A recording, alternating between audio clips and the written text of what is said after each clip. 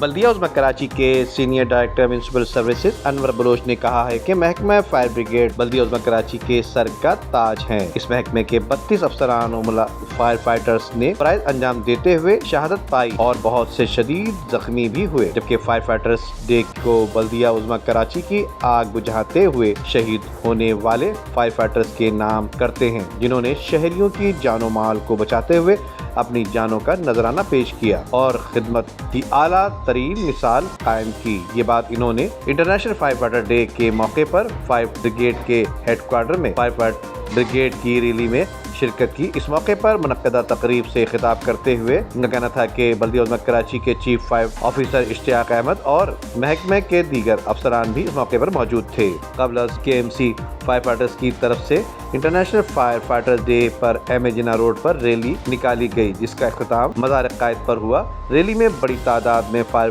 Brigade کے افسران اور دیگر عملے نے شرکت کی۔ ندیم صدیقی، میٹرو 7 پاکستان۔